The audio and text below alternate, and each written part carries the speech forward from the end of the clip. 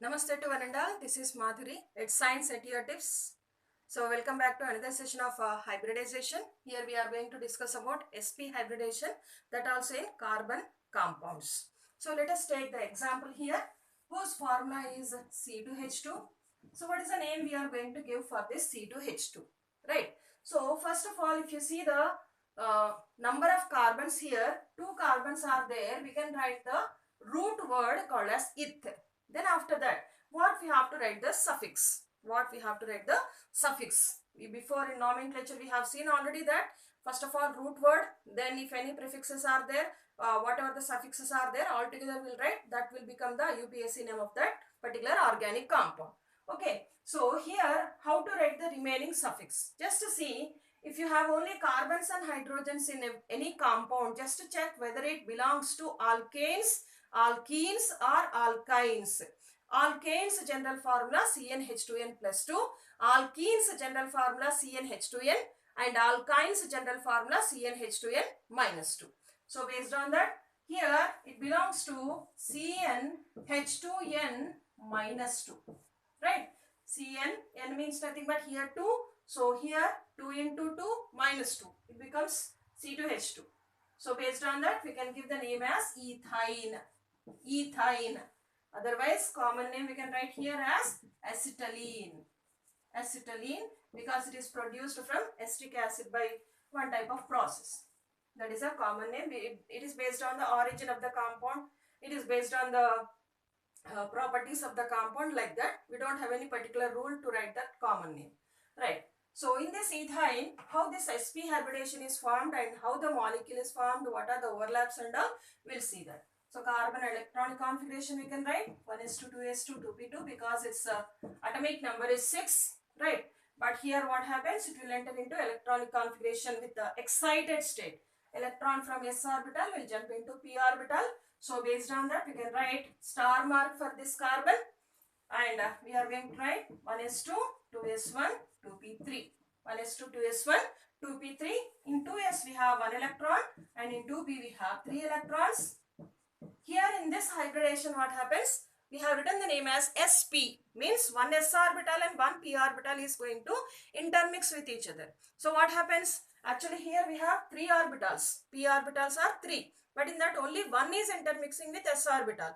So remaining 2 will be in that pure form only. They are called as pure orbitals. So only one s orbital and one p orbital are going to intermix with each other to form sp hybrid orbitals. So here s orbital and also p orbital intermixing with each other to form 2 sp hybrid orbitals. 2 sp hybrid orbitals, like this hybrid orbitals are formed. And after that what happens, here actually we have 2 carbons. So what happens here, sp hybrid orbital of one carbon overlaps with the sp hybrid orbital of another carbon. First of all, we'll see that overlapping. So here we have sp hybrid orbital of one carbon overlapping with the sp hybrid orbital of another carbon.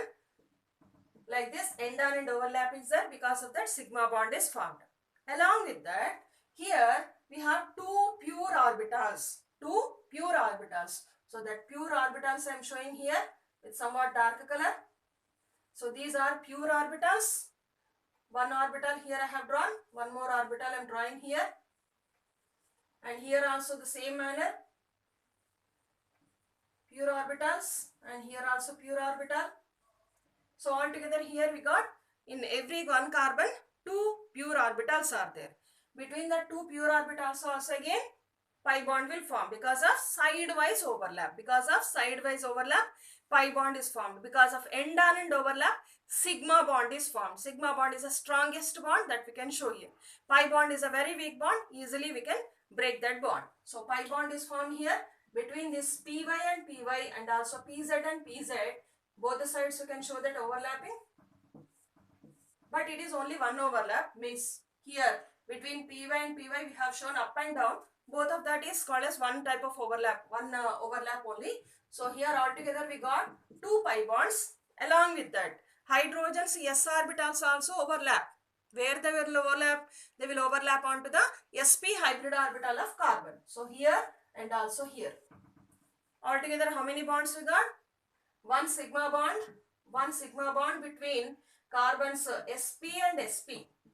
Then here also sigma bonds are formed, two sigma bonds between sp orbitals of carbon and s orbital of hydrogen. Then after that, two pi bonds are there. Two pi bonds are there here between pure orbitals. P orbital of carbon, p orbital of another carbon. Still, if you want, you can write 2p and 2p. Between that also bonds are formed. Now we'll count together 2 plus 2 plus 1. Total together 5 bonds are formed here. In that 5 bonds, we got 3 sigma bonds and 2 pi bonds. So we can show the structure also again. Carbon to carbon, triple bond, because 1 sigma bond and 2 double bonds. In sp2 hybridization we have seen that 1 sigma 1 pi, that is double bond. Here it is forming triple bond. Carbon to carbon again, hydrogens, carbon to hydrogen again bonds are formed here, sigma bonds. So altogether here if you count also we are getting the number 5. In that 5, 2 plus 1, 3 sigma bonds and 2 pi bonds are formed, right? So this is a structure explanation of acetylene with the help of sp hybridization. Thank you.